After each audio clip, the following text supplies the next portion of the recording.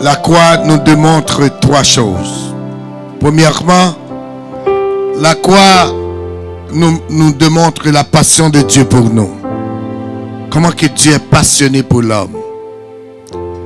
Deuxièmement, la croix nous demande la paix de Dieu pour l'homme. Comment Dieu veut notre paix dans un monde troublé. Et troisièmement, la croix nous démontre le pardon de Dieu. Dimanche dernier, vous avez écouté un message sur le pardon. Ce soir encore, notre jeune frère a commenté sur le pardon. Ça nous montre le pardon, ça nous montre trois choses. La passion, le pardon et la paix. Alors écoutons les deux dernières paroles.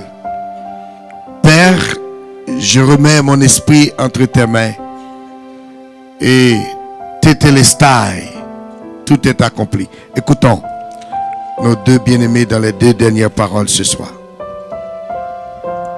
D'abord, tétélestai.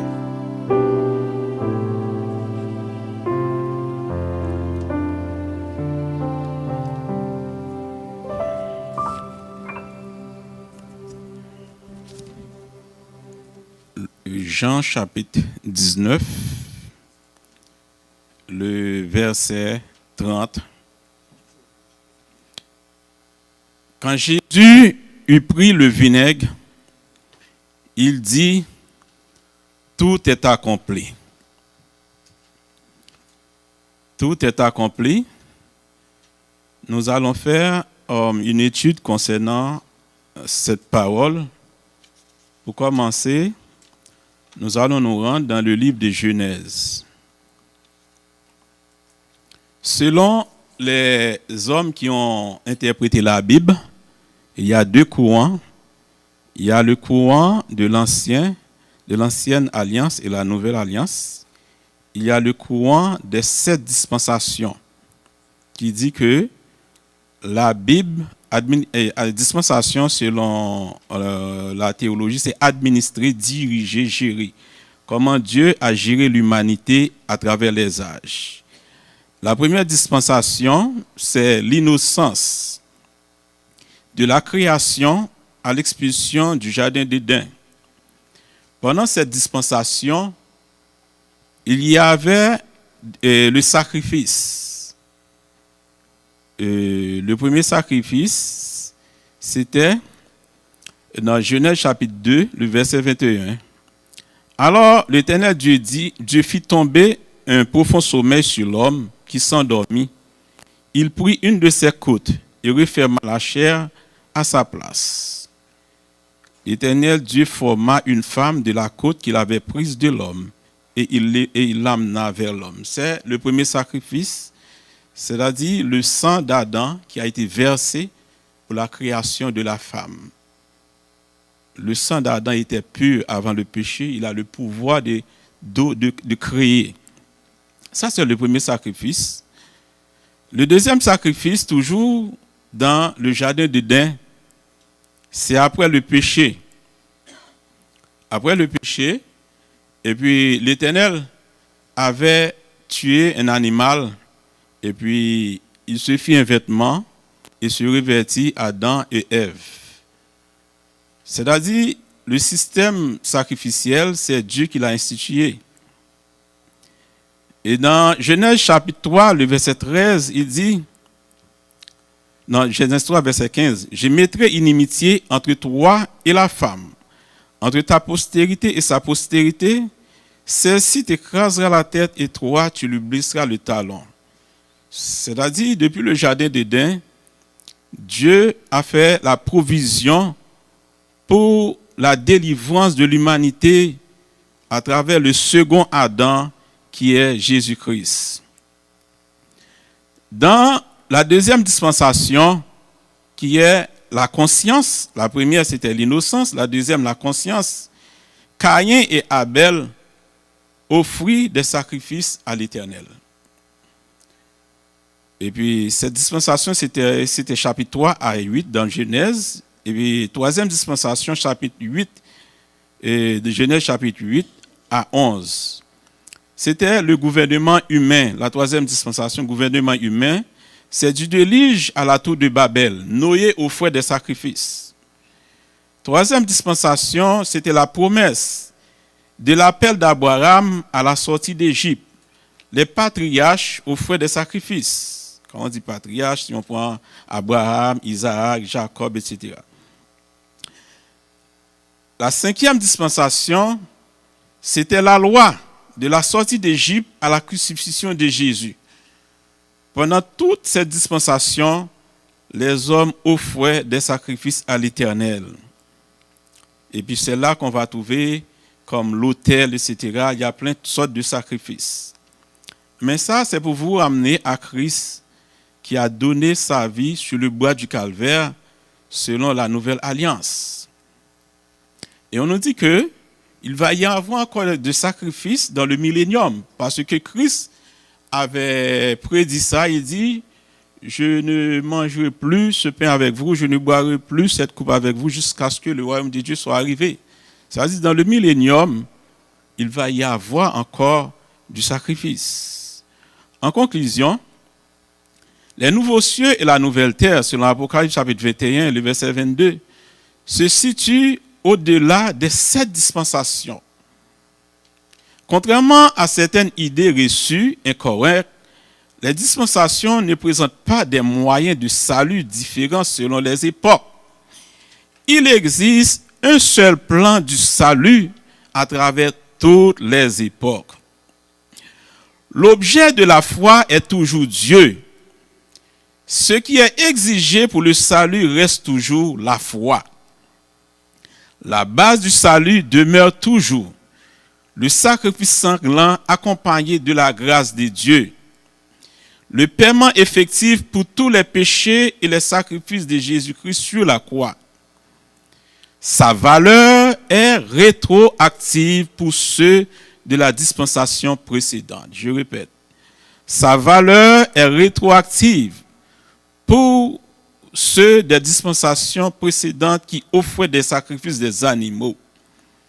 On peut dire aussi que le sacrifice était valable par anticipation aux yeux de Dieu, car il regardait la foi de celui qui offrait des sacrifices. Dieu les avait ordonnés jusqu'au moment du sacrifice suprême de son Fils. Tout est accompli. Le contenu de la foi est la seule chose qui évolue avec la création, avec la révélation progressive de Dieu. La forme change, mais pas le fond. La forme change, mais pas le fond. Ceci ne constitue en rien des moyens de salut différents selon les dispensations. Les principes du salut restent les mêmes. La forme évolue, mais le fond reste identique. La forme évolue, mais le fond reste identique. Que ce soit un autel fait d'un amoncellement de pierre, ou l'autel d'airain du tabernacle, l'autel du temple de Salomon ou la croix du Calvaire, ou bien encore l'autel du temple du millénium. Le principe du sacrifice rédempteur demeure d'âge en âge. Dieu regardant toujours la foi qui le rend valable à ses yeux. Dans toutes les époques, le salut est offert par la grâce de Dieu, car il est impossible de le mériter par les œuvres. Le salut est offert par la grâce de Dieu, car il est impossible de le mériter par les œuvres. Marchons avec Dieu bien-aimé, car le sacrifice de Jésus-Christ est rétroactif, anticipatif et éternel.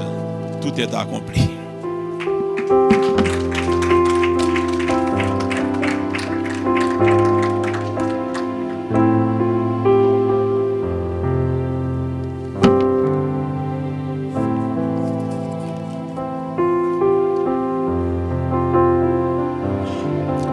Luc chapitre 23, verset 46. On dit, Jésus s'écria d'une voix forte, Père, je remets mon esprit entre tes mains. Et en disant ces paroles, il expira. Père, je remets mon esprit entre tes mains. Les évangiles selon Matthieu et selon Marc soulignent combien la mort de Jésus est terrible. Luc non plus ne nie pas que la mort de Jésus était terrible, mais rapporte les paroles de Jésus. Ces paroles que Jésus prononçait, c'est des paroles qu'il a cotées, disons qu'il a repris de David, que David a dit dans le psaume 31, verset 6. David a dit, je remets mon esprit entre tes mains, tu me délivreras, éternel Dieu de vérité. Si vous qui êtes lecteur de la Bible, lectrice de la Bible, la majorité des choses que Jésus répète autour de son ministère, c'est des choses qui étaient déjà dans la loi, dans les psaumes, dans les prophètes. Quand il dit « Je remets mon esprit entre tes mains », il a pensé à David. Et, en ce sens, c'est une façon d'exprimer qu'il a fait ce que Dieu voulait qu'il fasse. Une définition que la Bible nous donne de l'esprit, l'esprit est le principe de la pensée. C'est la capacité qui permet à l'homme de concevoir et de vouloir. L'esprit exprime aussi le souffle, la puissance de vie qui anime l'homme et qui vient de Dieu. On peut lire ça dans Jean 3, verset 8. C'est quand Jésus parlait à Nicodème du baptême de l'esprit. Il dit que le vent souffle d'un côté à l'autre. Vous ne le voyez pas, mais vous le sentez. Alors Jésus,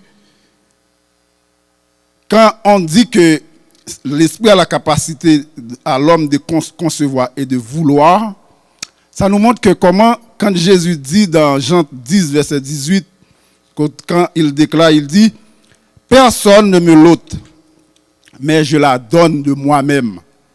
J'ai le pouvoir de la donner et j'ai le pouvoir de la reprendre.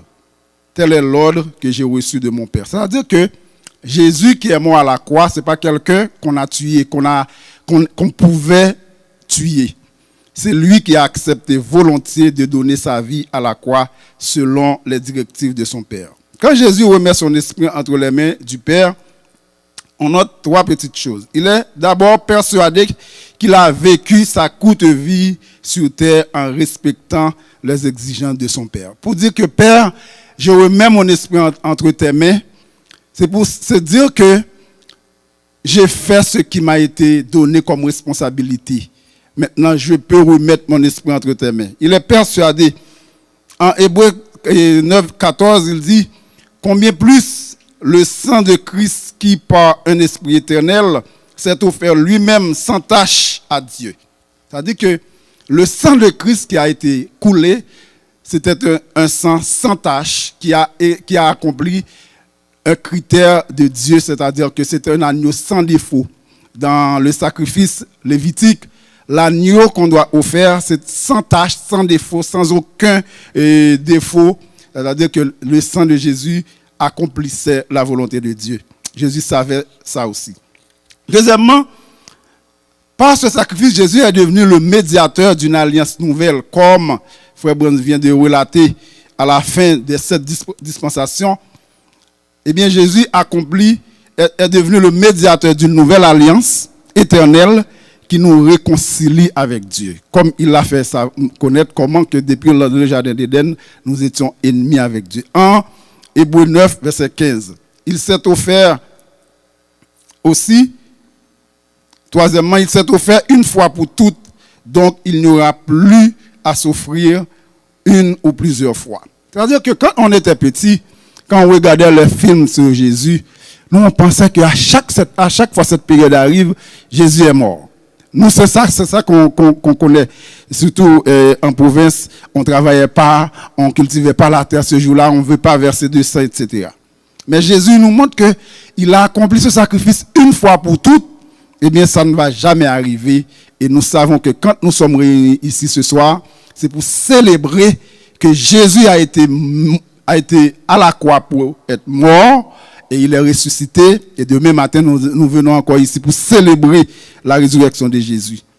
Alors, Père, je remets mon esprit entre tes mains. Je peux partir en paix. J'ai accompli ma mission. Ma mort est conforme à ta volonté.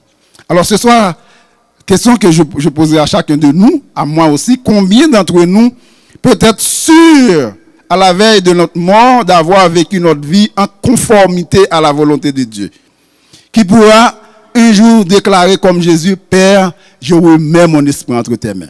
Sachant qu'on va mourir, on va partir, mais on est sûr que notre esprit est entre les mains de Dieu.